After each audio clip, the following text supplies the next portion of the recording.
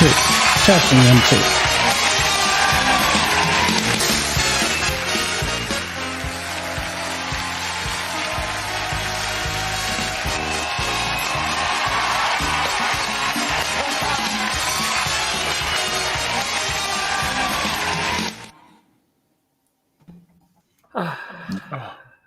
I don't know why that intro music always reminds me of Wu-Tang Clan. Who's she? Who's she? They're very angry, sweary people, aren't they? Indeed. Talking of who's she, good evening to our first guest. On with a comment before the intro music had even begun. Oh. Evening, Megan. Hello, Megan. Hi, Meg. Wow. So another week has gone by. It's so quick. It doesn't seem like it was only yesterday we were doing this before. Right. So to address the elephant in the room, what's with the hat, James? I haven't had a chance to do my hair. The makeup artist hasn't arrived, so I'm having to wear a hat. I bought James that hat. Thank you. Richard also hasn't had time to do his hair, but you wouldn't be able to tell. Guess where I bought that hat from? Oh, Where did you get that hat? Where did you get that hat? Where did you get it? was it from the interweb? Which? That was a successful Wish purchase. Although it seems to have turned James's scalp orange. I don't know. Oh, right. Welcome to, Hooray! hooray! Welcome to Let's Talk Trek. It is the longest running UK-based weekly Trek show without a break. I think that's the correct way we put this. But there are many other podcasts, webcasts, whatever you'd like to call them out there. Yes, of course. Others posted by lots of people. So, good evening to Chris Allsop. He's online today. If you are online, you're watching us at one of the many streams rugs. We're on Facebook, YouTube, and Twitter. Or is Twitter not on yet? Please always drop us a line to let us know that you're watching, and please also say where you're watching from. Yes. Are we on Tinder? No, James. No, James, we're not on Tinder. So we have an You know what Tinder is? You know what Tinder is, James? Yes, I do know what it is. Or is it just something you've heard of that sounds cool? It's the app he has next to his Grindr app. Right. So, this is going downhill rapidly. We've not even begun. So if you are one of the things, Chris is in Lincoln, by the way. Chris was selling a BMW the other week. I saw it on his Facebook. Chris, is the BMW still for sale? It would suit James in his hat. Would it? It was a convertible Z3.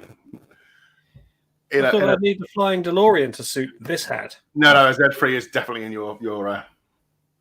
Hoverboard. I'm quite insulted by that. Why? It's gone. Oh, got it. It's like a Finky Man's TT. Right, Is Z3 the one that looks like a hairdryer? Moving on. I love the fact that Richard's keeping out of this completely. Should we do it? Moderator.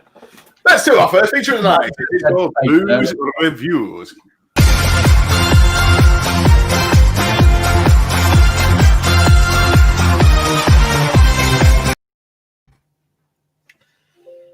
Well, this week's booze review ties into our next item, Dan, because, of course, you've asked us to consider synthahol. So what you've really said is, could I make a cocktail with no alcohol in it? So in the 23rd century, basically, they've successfully reproduced the flavors of alcohol without any of the perceived negative effects. Except for 7 of 9, apparently. So, yeah. Well, to that end, I've raided the spirit store downstairs and found that the present Mrs. Dillon did have this. Something called Seedlip. Grove. In my pub. Distilled non-alcoholic spirits. And so I've got there's a non-spiced, there's a spiced version there. I'm opting to use that today. That looks and like I'm going to be making you the blackberry Seedlip smash. That looks like something that was from Marks and Spencer's. What, the book? No, the seedlip.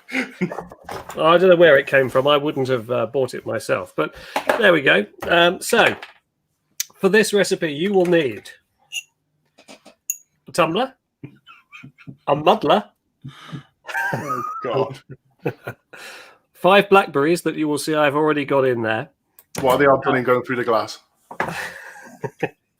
You also need 1 tablespoon worth of sugar, which I have here. I've managed to spill this on the way up the stairs earlier. I had to go and get more.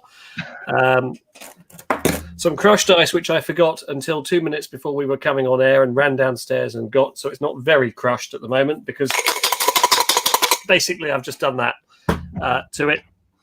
And what else do I have? 1/4 of a lime. There it is. Some sparkling water. And that's enough to get us cracking. So the rules say, muddle the blackberries with the lime and sugar in your glass. Okay. What does muddle mean? Use this. Use the muddler. Well, look at that. It sort of, yeah. Give it a squish, Oh, basically. it's like a mortar and pestle affair. So it's right. This seedlip is so disgusting. You need 1/4 of a glass of sugar to make it barely palatable. The end has come off my muddler. You might want to see a doctor about that, James. Go on, James, get a firm hold of your end. I didn't even know you were Jewish. Were this a walking stick, it would be called a ferrule. Well, look, that's enough muddling for now anyway. I can't wait. Let's get rid of that. Right, next, partially filled a glass with crushed ice. Okay. Then we'll... Oh, that's not half bad, that crushed ice. So the best bit of your cocktail is the ice. Well, the fact that I managed to smash it up in there was a win. Right, so that's in. Add the seedlip. How much seedlip do I need? 30 millilitres. There's no booze in it. 30 millilitres for those watching is 1/4 of a bottle. That does. Luckily, I have a measuring jug. I'm sure I've seen Mrs. Richard pour some of that in the bath.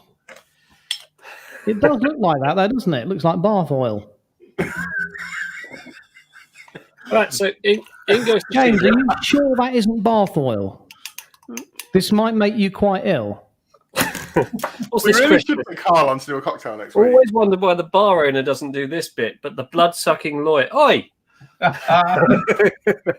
does the cocktails. Because I'm a lawyer, I'm a drunkard. That's why.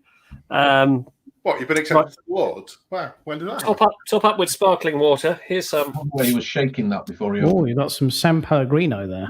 San Pellegrino. Top that up.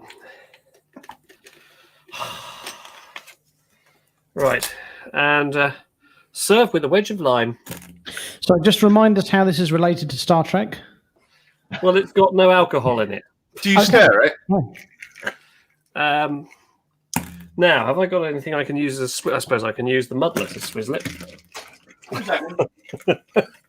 You would be able to if your end hadn't fallen off your muddler. Right, there we go. Out So, for our viewers. There it is, the blackberry seedlip smash. And from this viewer, you hopefully learned that if you play with your muddler too much, the end will fall off. Okay, now there's something I'm going to do to improve that. I'm going to put a decent slug of gin in it. I'd also like to point out for our regular viewer that the non-alcoholic gin that James has used, the seedlip that I sell on my bar, is so popular. It only took me 12 months, not including lockdowns, to sell a whole bottle. Well, the slug of Tanqueray has much improved that, and what I can say is that the sugar did take away the taste of the seedlip. James, could you do me a favour? Could you put a bit of seedlip on your finger and just sort of taste it on its own and give us a reflection of what the seedlip tastes? What's it supposed to taste like and what it actually tastes like? Oh, hang on. This is the stuff that you take toenail polish off with.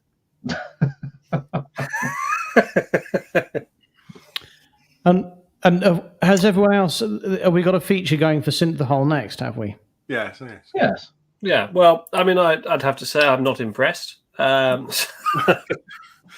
So the reason James is drinking a non-alcoholic cocktails, we're going to sort of skirt into this.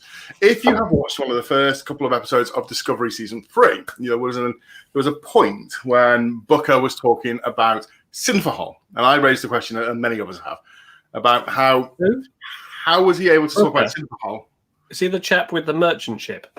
Yes. Yeah. How was he able to talk about Synthahol when it on Discovery, how Discovery was making it when it wasn't known in Kirk's time, for instance, and then Scotty knew about it in Relics, and then obviously Quark was known as the Synthahol King, and we was like, oh yeah, it's a small continuity error, it's fine, but Synthahol then we'll get around to how good is alcoholic beverages. So Dan, don't you get started on canon again. You know how that really winds Richard up. And this really gives me an opportunity to display a collectible of my own, which is the 10 forward bar blade, available from all good Star Trek conventions. That's really nice. And if you can't get one of those, then you can have a little shark Destination Star Trek. That's called a bar blade, is it? This is a bar blade, yes. Oh. Can you cut someone in a bar with that? No, but you can fire bottle tops at somebody. You can. A good crack with it. Yeah. This one doesn't have the rubber or plastic ring on the inside, but still works well. So I thought we'd do a little discussion about non-alcoholic drinks. Now, you obviously got the Seedlip. What did you have, Sir Richard? Right. Well, I've got Water. this is. There are other beers available, but this one's a Heineken Zero. I don't have a bar blade. I've got a tin opener. And I've been told that on the end of it will open the bottle. Very technical process, this viewer. Don't try this at home except under supervision of a responsible adult.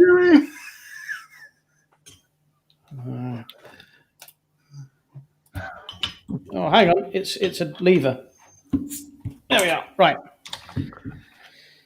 So this is a popular branded Synthahol, alcohol-free with natural flavourings. A lot of nonsense on the back. We don't care about this. What it tastes like.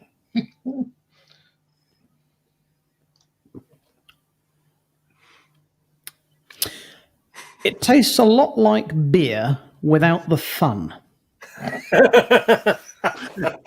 Right, so I have. We'll do Carl first, and I'll talk about my story with my non-alcoholic. Okay.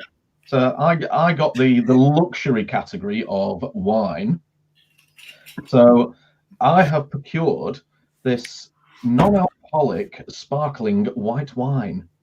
Carl, is that bottle of wine really small or is it far away?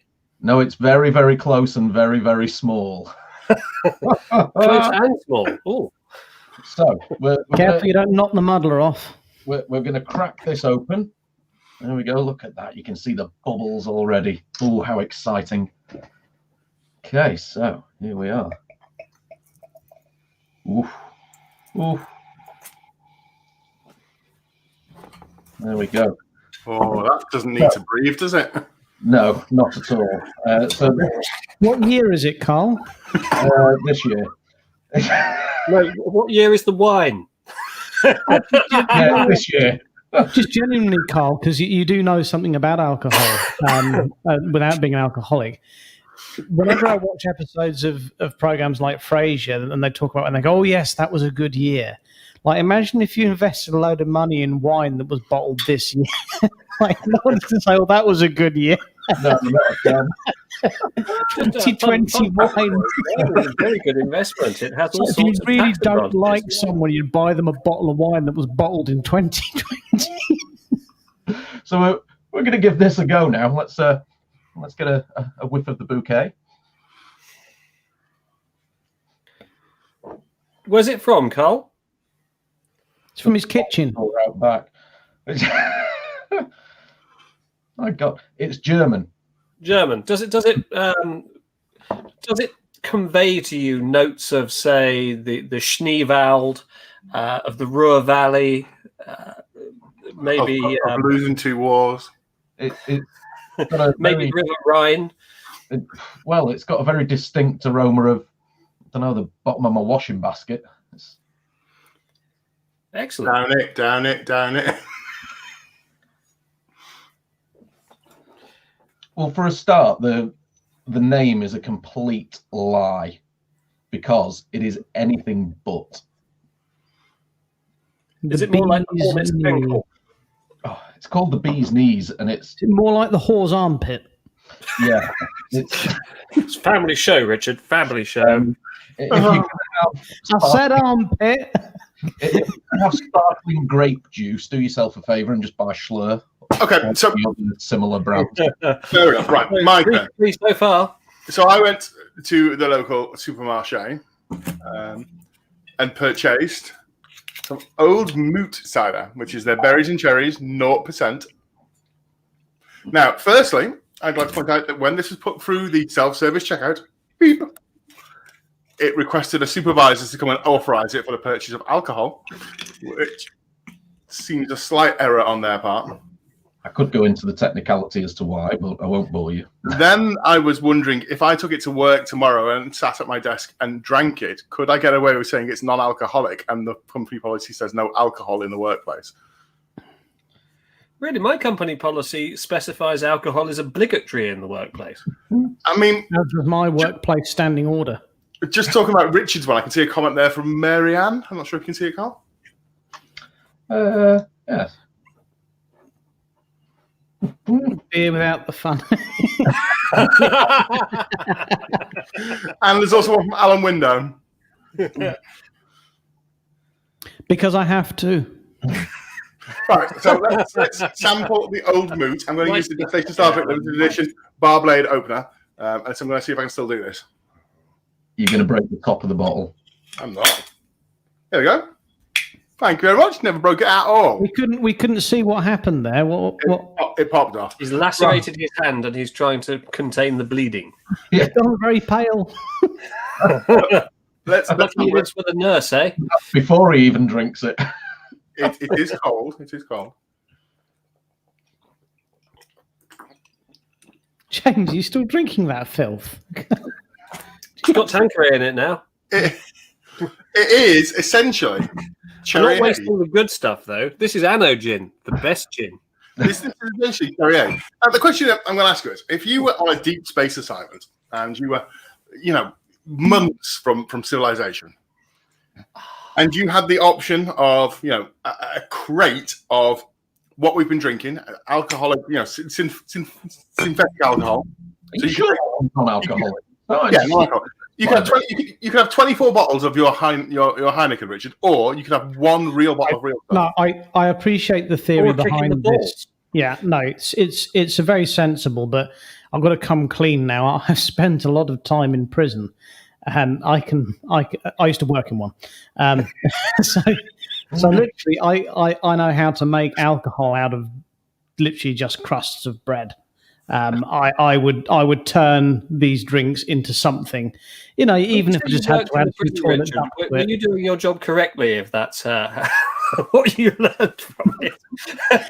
Genuinely, part of what I was in discipline, but I gave up my lunch times to teach, and I'd teach English and maths and bits and pieces to the prison, and they used to teach me stuff as well.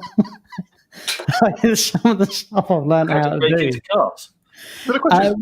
Not pick locks. I've been taught how to do, how to use coffee as napalm with sugar, how to avoid it, and yes, how to brew what we call hooch in the prison service. Yes. How long does it take to brew a hooch? Coffee as napalm. I've not heard that one.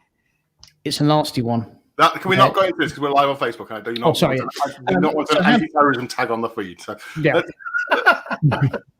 Let's go more importantly. How long does toilet hooch take? 2 to 3 weeks. 2 to 3 weeks. Is it toilet duck based? You can use toilet duck, or there are other brands available. But no, you normally use bread, just bread crust. Well, beer at the end of the day is only liquid bread, isn't it? Well, that's fascinating. So, got back to my question, the three of you. If you had the chance to be on a deep space assignment, but you had to drink synthahol, would you do so? No. You see, I think there's a difference here. We've been looking at stuff that's alcohol-free versus synthahol that is in some way meant to emulate alcohol. Well, Well, these that's are what alcohol emulate. is. I mean, synthahol doesn't get you drunk, does it? So it's just something. Does it have some sort of pleasing effect that is similar? Yeah.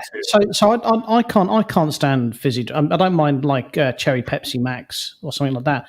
I don't really have much interest in drink. These low alcohol beers just as something cool and refreshing to drink that's not fizzy pop. Yeah, I'd happily drink this. Not a problem.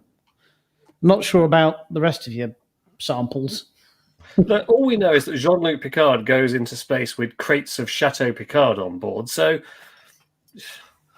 Yes, but he's a captain. Oh, Star Trek wines people, if you're watching, we'd love to review your wines. If you'd send us a bottle each, please. Thank you.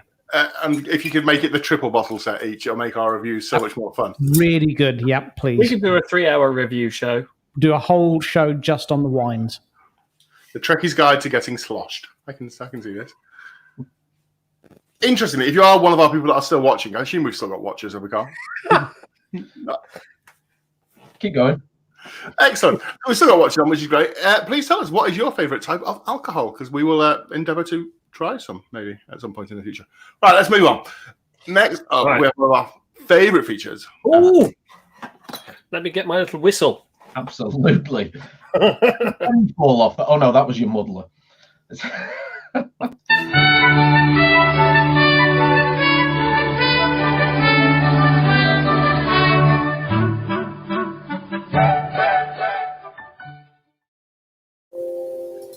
So, new viewer, this week on Collectables Corner, we have another mid-90s treat, an absolute classic. Is it marbles? Huh? Is it marbles? No, this is far superior to marbles, James. This is, and I'd be amazed if you haven't seen or tried this. This is the Star Trek The Next Generation interactive video board game. Oh, with the VHS cassette and everything. Oh, yeah. Ooh. Who can tell me what the French for video recorder is? Le VCR? It's brilliant. Magnetoscope. How cool's that? Sorry, go on. Allez! Allez, le magnetoscope. I want to play my Star Trek game. So, you know what? I don't know when the last time this was cracked open and played was. It's probably when I was a teenager when I got it. But yeah, it was released in 93 or 94, I think it was, by Cypher Inc. And they owned a lot of the rights at the time to do this sort of thing. They did the customizable card game, they did this, and quite a few other little features. And when it was released, it was around 3,000 to 3,500 pence, I believe. And nowadays, if you're thrifty, you can actually pick that up for about 1,000 pennies. 1,000 pence? 1,000 pence. Spend 50 quid getting a VCR from Wish. But if you're really interested in playing it and you have it, but you don't have the VCR conversion, YouTube. It's on there. It's one, I do love your collectibles. Unfortunately, I'd much rather drink all of our synthaholes than play a board game myself. But just out of interest, who's the Klingon on the front? Is it one we know or just a generic? I can't remember the name of the Klingon, but he is played by Robert O'Reilly.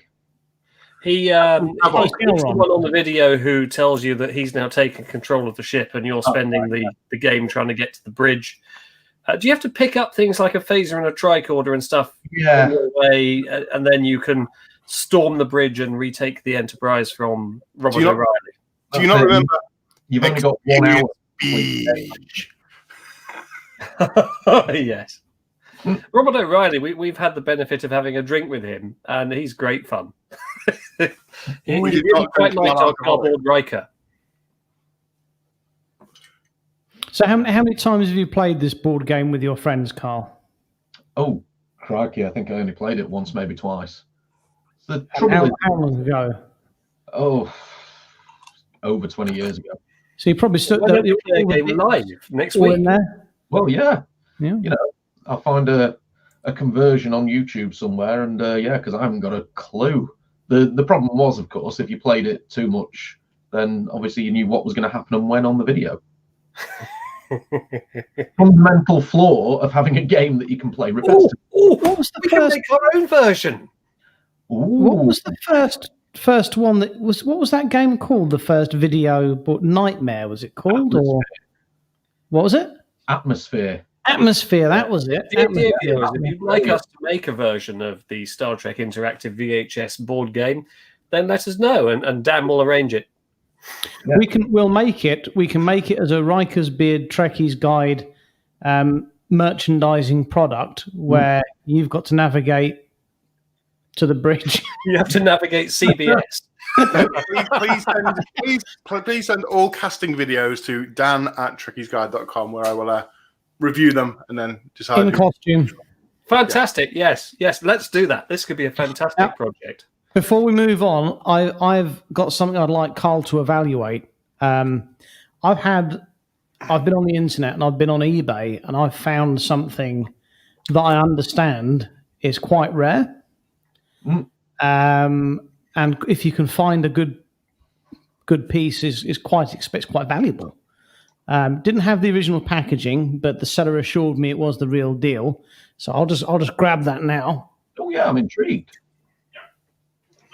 So, Oh no.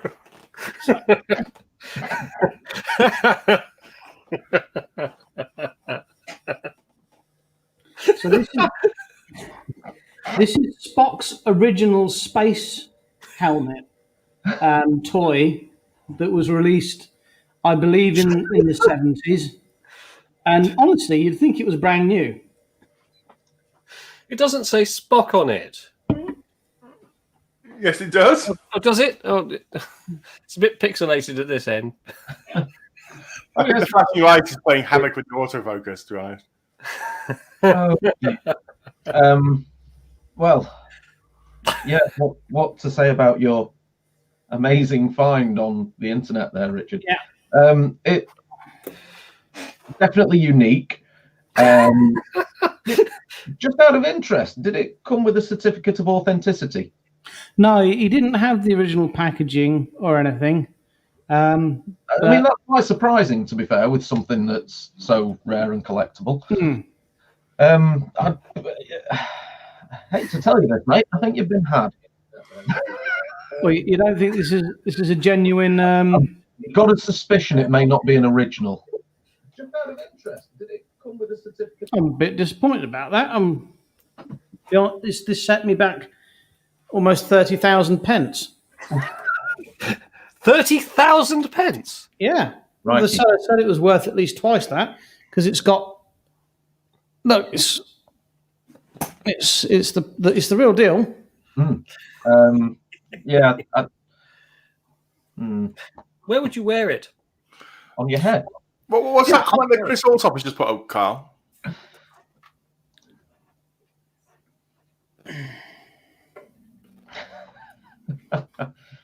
It's a space fun helmet. I tell you what, I dare you to wear it round the next convention we go to. Oh, I will. You've seen what he and I have worn at other Not a conventions. challenge. I'll wear this and my leopard skin thong. Oh, Well, this is going well tonight. I'm so glad that we I think that's the best collectible we've had though on Collectible Corner, to be honest. It is. Maybe I we think should only the marbles came close. Yeah. Marbles were good.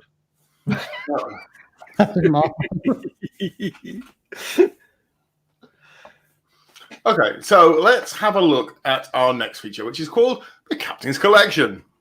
Ooh.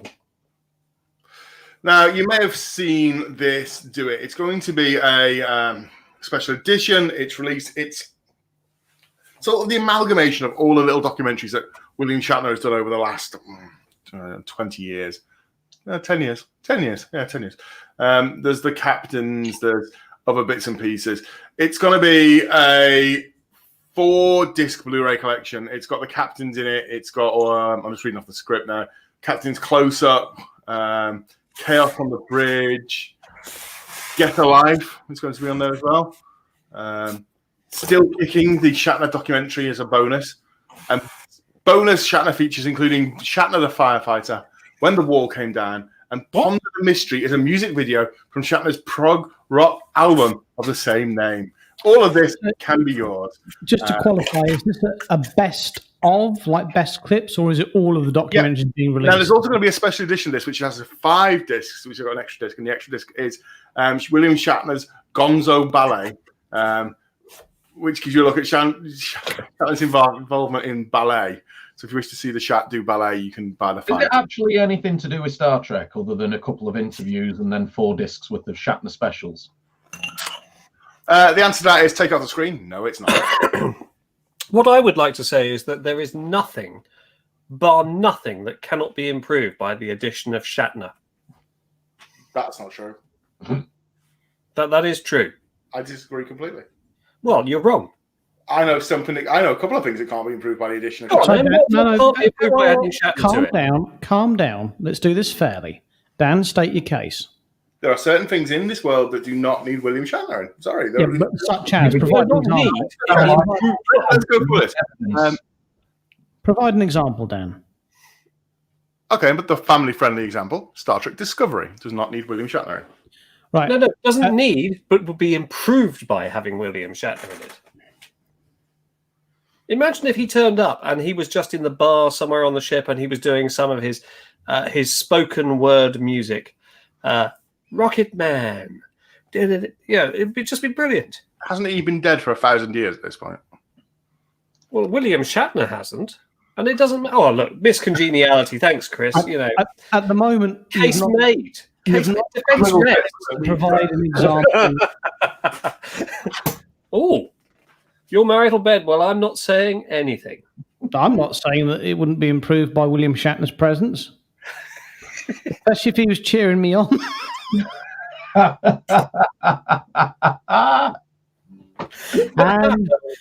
now, Mr. Sulu. I'm working on it.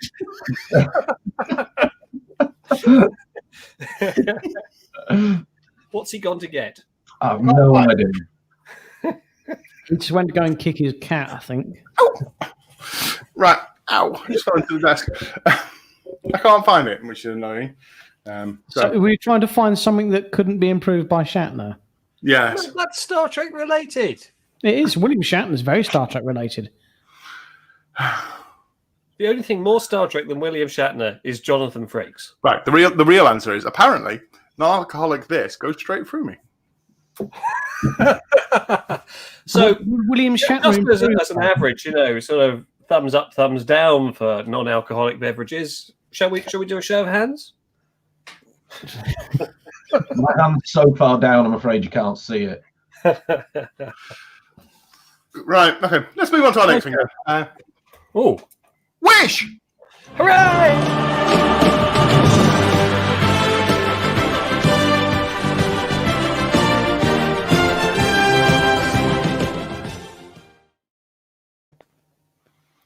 I love that jingle. That's so good. What is Wish, James? Wish. Now, Wish is an acronym that stands for What in Sam Hill, because it's an exclamation of what the hell have I just found on the internet? And I spared no expense in creating that graphic, as you will have seen. Now, this week I've been on the internet and I found something that interested me. And what we're going to see is 2 clips. But I'm going to invite you, dear viewer, to close your eyes during the clip, because one of these is the original speech and the other is a different actor saying the same lines. So, Carl, in a moment, I'm going to invite you to cue up the second part of the clip that we looked at. That's from 29 seconds onwards. Yeah. Yeah. So if the viewers now close their eyes, we'll play that clip, which is from the original series episode, A Taste of Armageddon. Let's listen in closely and see what you think of it, and I'll tell you when you can reopen your eyes.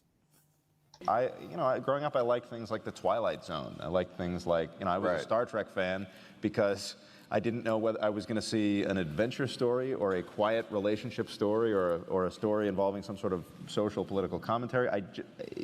To turn on a show and not have any idea what it is that you're going to see is. Would you like to do the Captain Kirk speech that you did on my show earlier a couple of weeks ago? It's one of the greatest speeches. It's about the episode where they go to the planet where there's no more war because they just have a computer-generated war, and then the people just walk into a termination machine, which apparently was not the way you really do it, because Captain Kirk says... Death, disease, destruction, horror. That's what war is, Councilman. That's what makes it a thing to be avoided. You've made it neat and simple. So neat and simple.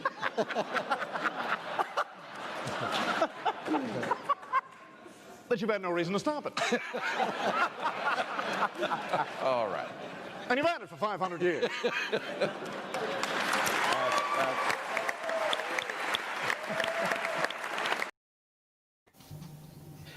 Yes. Now, what's happened there is there's been a buzz up. No, there hasn't at all. That was superb.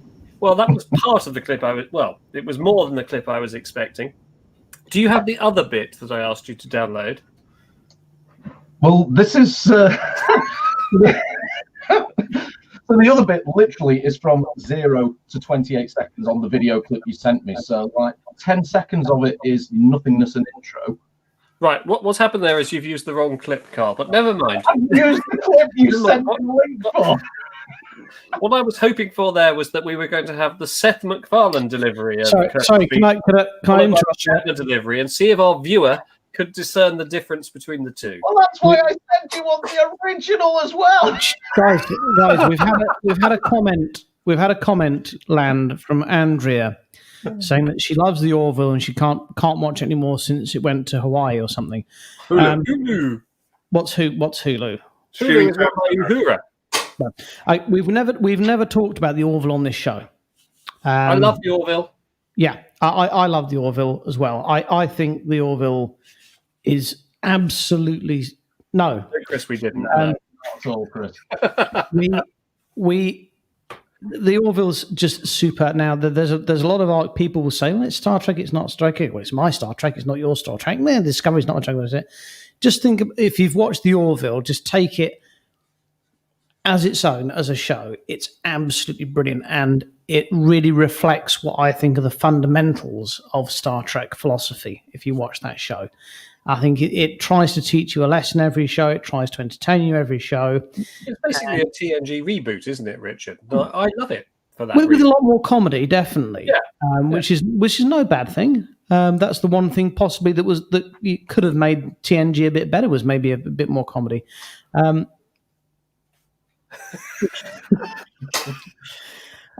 makes the Orville? Hulu make the Orville. Love letter to it. Hulu, can you send us some free Orville stuff for us to review? We would love to. I'd like to see the Orville version of Spock's Space Fun helmet. Better still, is it I'll see if I CBS? can get one off of eBay. Who is it? NBC? I don't know. Whoever it is, bring us over. We'll be extras. We'll be superb. Oh, yes. We could do our own fan episode of the Orville, couldn't we? We could turn up on another ship and just be even more dysfunctional as a crew than the Orville crew is.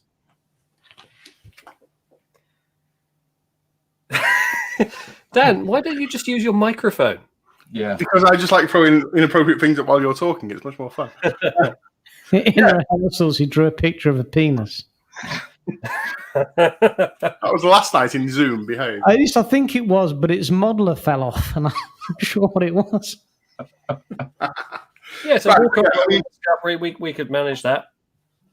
Bring some credibility to it as a series. Who doesn't love the Orville? No one who's actually bothered to watch it doesn't love it, because it's brilliant. It's a separate argument whether you want to argue if it's Star Trek or not, or it's better than current Star Trek. Just as a show on its own, as a sci-fi lover, you can't get better entertainment than the Orville. It's super. In the same way, Richard, that Galaxy Quest is by far and away in the top 3 Star Trek films. Yeah. It's okay. I don't mind Galaxy Wrath Quest. of Khan, First Contact, Galaxy Quest. There you go. Those are the top 3 Trek films.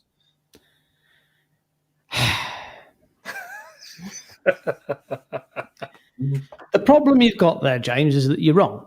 Now, the reason that you're wrong is because Galaxy Quest is not a Star Trek film.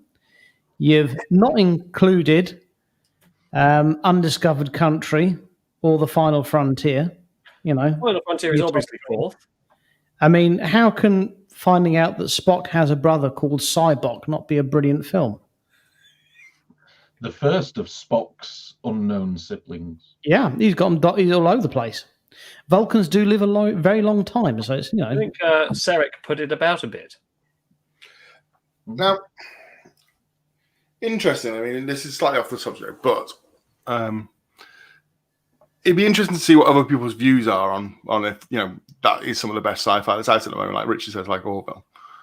We'd like to get views from males and females, and all parts of them. And assorted others.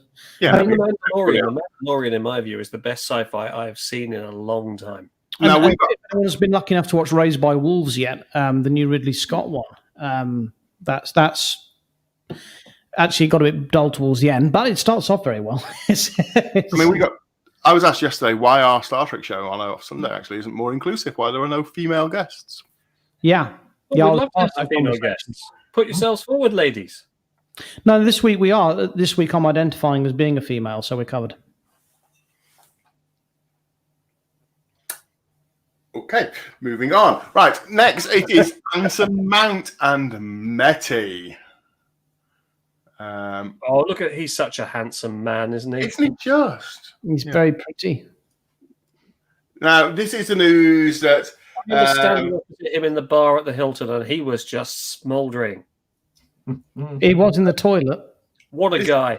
This is the news this week that Anson Mount has joined the board of directors for the Messaging Extraterrestrial Intelligence. Essentially, it's something he believes in and he's looking forward to doing. And he's a great person having your board of directors when you're trying to approach people for funding, I'm sure. You said METI. I thought it was SETI. Are they different? No. Search for extraterrestrial intelligence. METI is the message for extraterrestrial intelligence.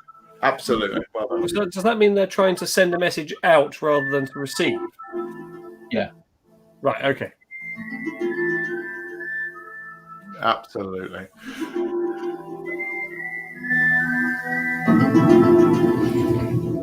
Now, this is actually semi-important because when the original Voyager craft was launched, they put in all kinds of information. There's including some maths problems, things about where we live and how we make fuel, and all kinds of and hello from the children of planet Earth, and it all got sent off. Since then, some naked pictures as well, which has gone down very badly. Yeah, but since then, all the governments have pretty much got together and said, you know what? When you talk about what we know about the cosmos and where we live, we're actually pretty lucky. We've got an amazing planet in a wonderful place that can support life. Do we really want to advertise quite so much about us? And that's why that was the last. This has been agreed by the Chinese government, everyone, ESA, the lot. So we don't put out this sort of thing anymore. So I'm interested to. So SETI, you said it was, where they're trying to contact. No, search METI is what METI. I'm genuinely, because I know that for a fact that this is a global agreement that they don't put out where we are anymore. How they get the message out without saying where we are? Does that not make us seem very much like the Earth in episode 3 of the latest season of Discovery? A little bit. We're not interested in anyone else. We're just going to keep to ourselves and we'll look after ourselves and that'll be us done. It's a tricky one. It's their attitude. We don't like that sort of thing, do we? Logic dictates that if you come across another advanced civilization, the only way they could become advanced enough to do space travel would be by being a peaceful, educated civilization. So, yeah, logic does say that, and that's I think why the original spacecraft was sent out with all that information. Yeah. But I think maybe since then, humanity's. To be fair, I mean, a lot of space technology is born out of warfare. So Werner von Braun, of course, the Nazi rocket scientist, was effectively the key player in building Apollo. But you have to move beyond the warfare to be able to put it to half decent use. Yes, but warfare, I mean, Picard even says in an episode that the Second World War, the technological innovation resonates on into the 24th century. Yeah. And he points out that war leads to innovation that leads to invention and so forth. I don't like that as a view. I think there is some truth to it. Yeah, without the Third World War, they wouldn't have had the missile silo to build the first contact ship out of them. Yeah, first contact ship is a nuclear weapon. Now, talking of searching the universe for signs of life and the rest of it, James, I believe you wanted to have a chat with us about a certain telescope. Yes, this is the Puerto Rico radio telescope that our viewer may recognise from the James Bond film GoldenEye. For England, James! For England? No, for me, Alec. Oh. Close. Yes, so in the climactic scenes of GoldenEye, you'll see Sean Bean plummet to his death from that gubbins in the middle there, and that is actually part of the beam focusing equipment. So what you've got there is a dish that is built into a hollow within the jungle of Puerto Rico, and you have three masts there that sustain that enormous apparatus in the middle. But because it was built in the 1960s, so it's now in excess of 50 years old, the engineering is beginning to fail. And about a month ago, one of those cables parted, causing a considerable amount of damage to part of the dish. And another one parted about a week ago. And the governmental organization that's responsible, essentially, let's be honest, for paying for it, has said it is now too unsafe for us to maintain it. It's too unsafe to repair. We're going to dismantle it.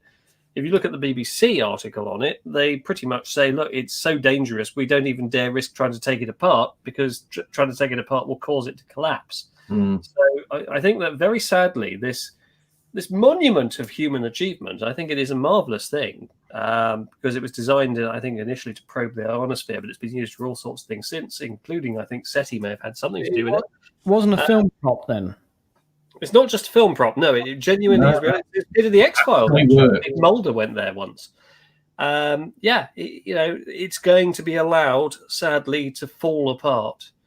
And it has been key in huge amounts of scientific work. It has been a hugely worthwhile project. It's very sad. And I think that people who like Star Trek are interested genuinely in science and investigating the universe in which we live. The loss of this is a tragedy, in my view, a real shame. Now, that's all I have to say on it. Now, I was watching an article about this the other day, and they said that the pieces that you can see. Carl, can you just put the image back up again, please? Yeah. Thank you. So on the bottom right-hand side, the buildings have all had to be evacuated. They contain the scientific buildings and the places they do the measurements, because those three posts are held up by tension. So if one of the lines goes again, those three posts will fall backwards, which is the issue they have. And where if they fall, they're going to fall into that visitor centre.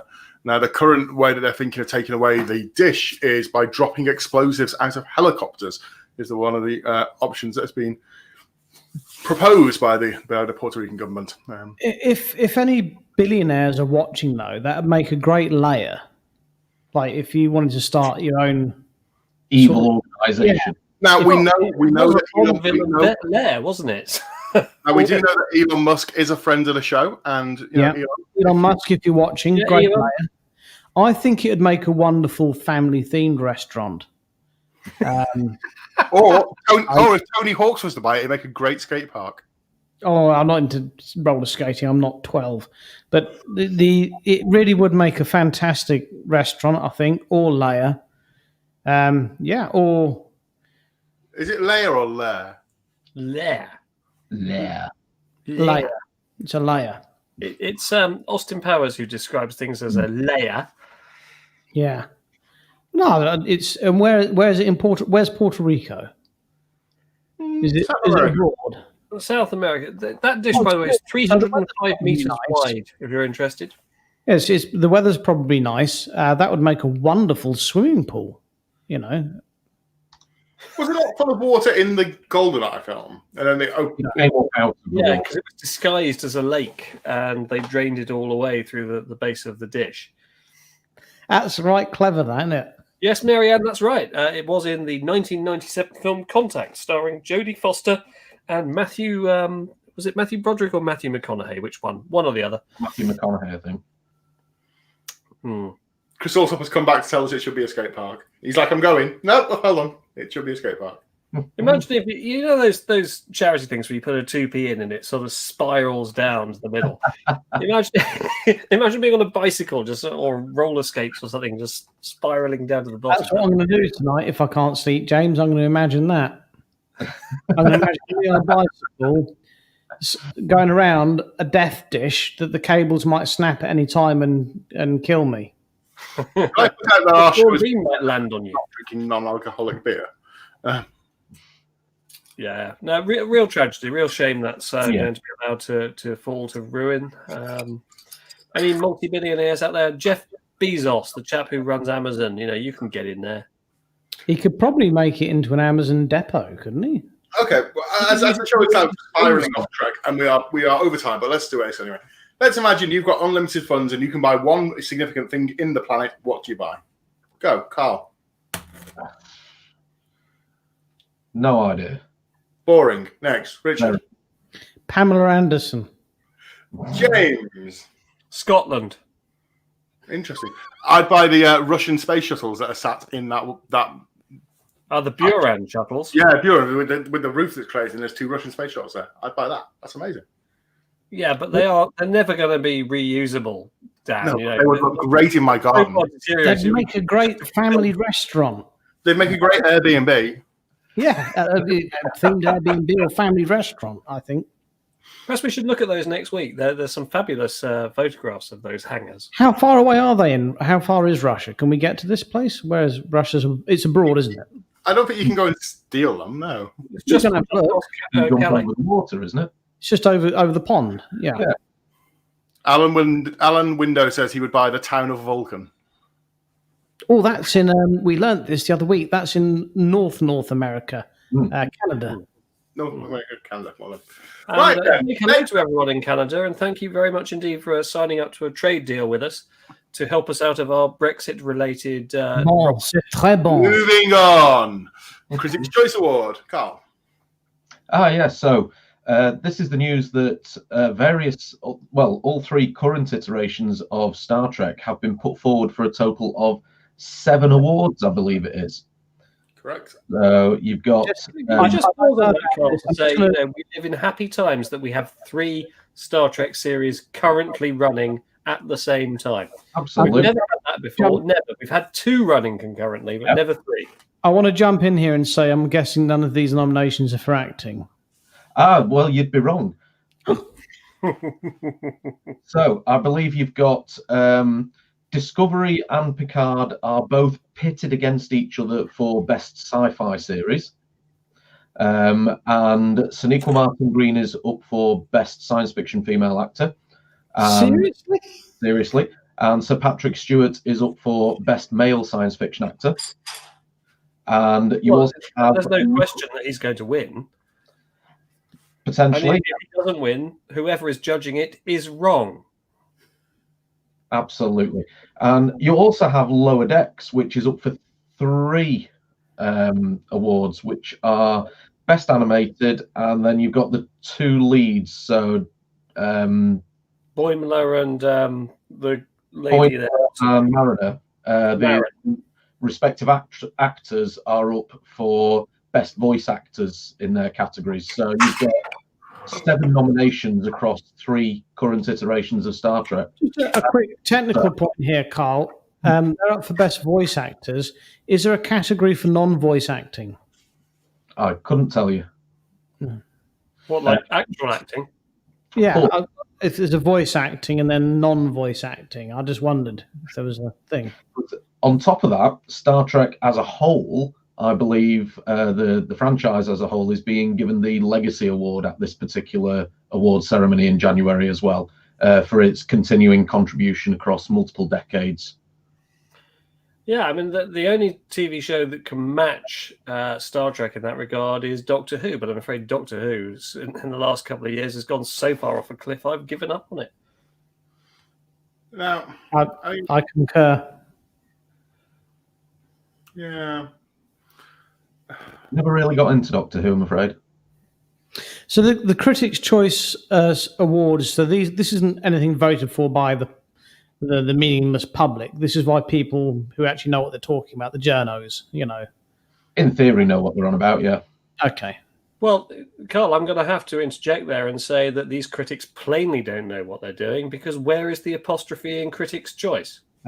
I was waiting for that. Carlo, you a fiver. Yep. Oh, did you have a bet before I came on? It was better than what we were going to do before you came on. Well, we'll do that next week, though. Yeah. Next week, that one. Right, so next up, I think it's now 10 minutes over what we should be. So we'll still battle through our things. I believe, red alert spoilers, please, Carl.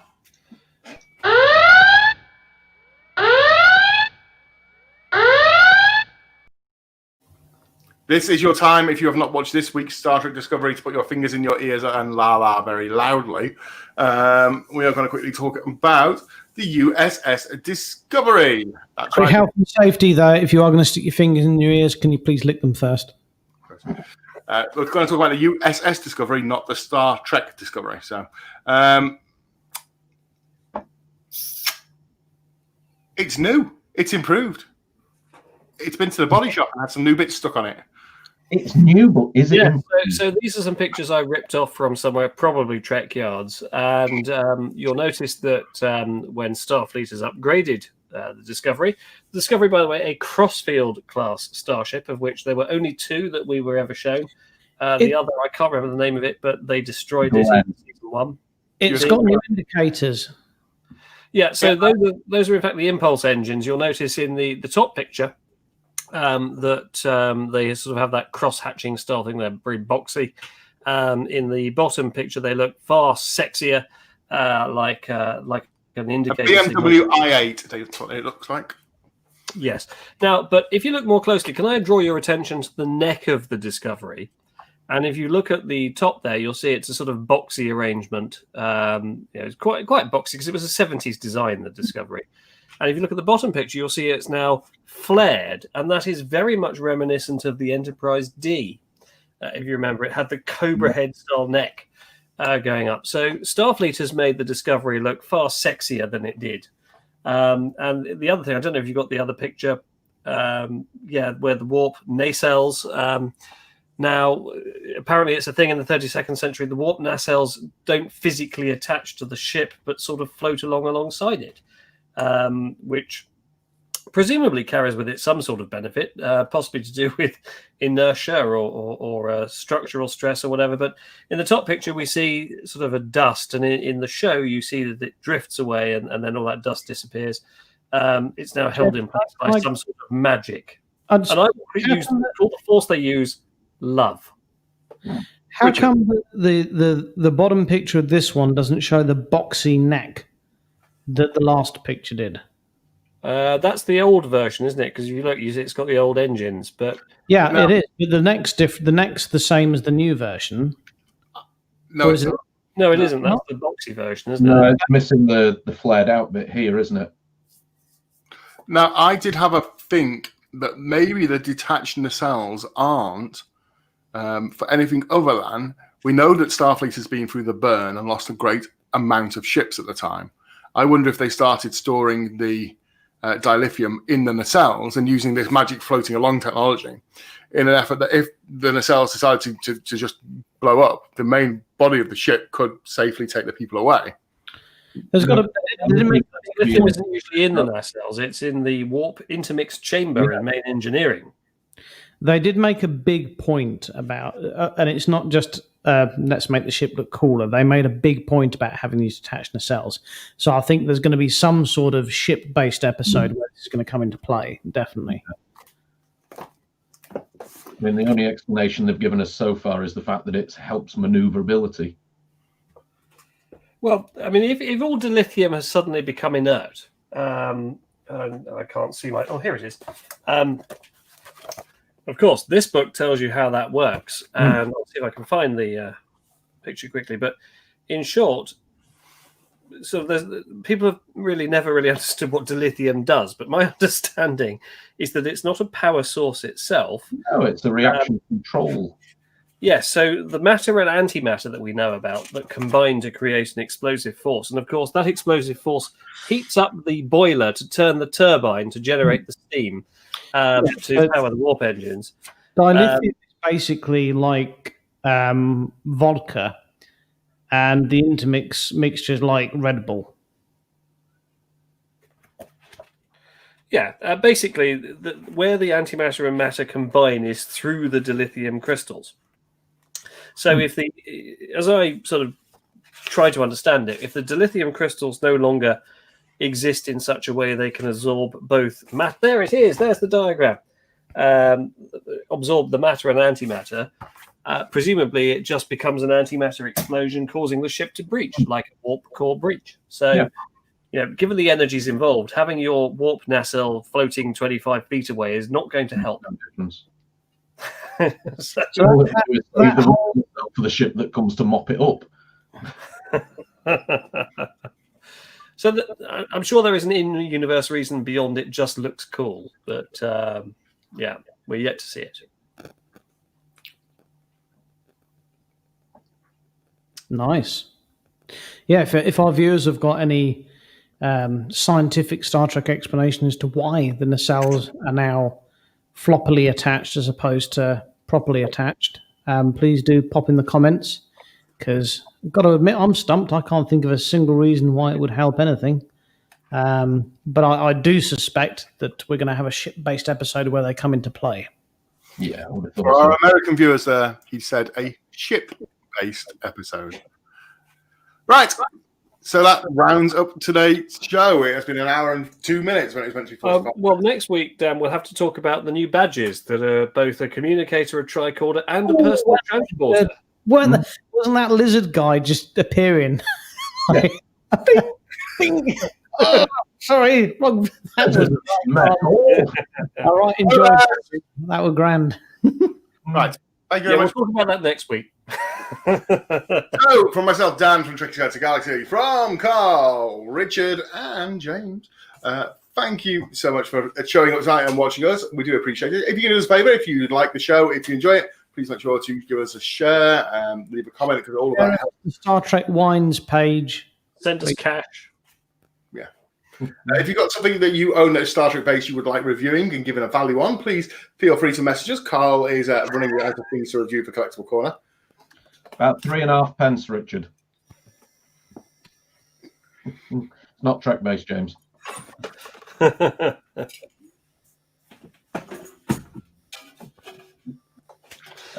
Scrap value, Dan.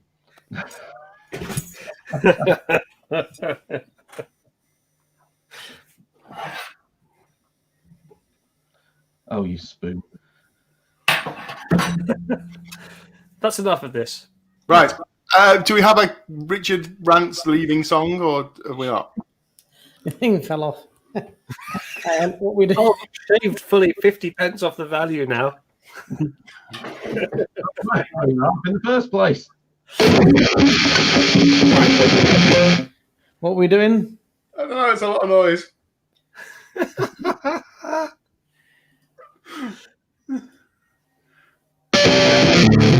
Right. Have you got your tambourine ready, James?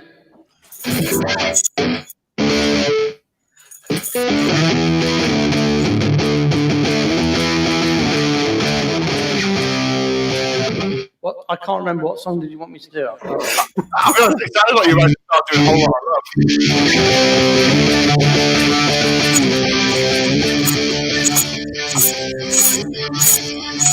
I'm gonna give my love. I want a whole lot of love. I want a whole lot of love. I want a whole lot of love. I want a whole lot of love. You wouldn't believe this was unrehearsed, would you? Bye-bye. Bye.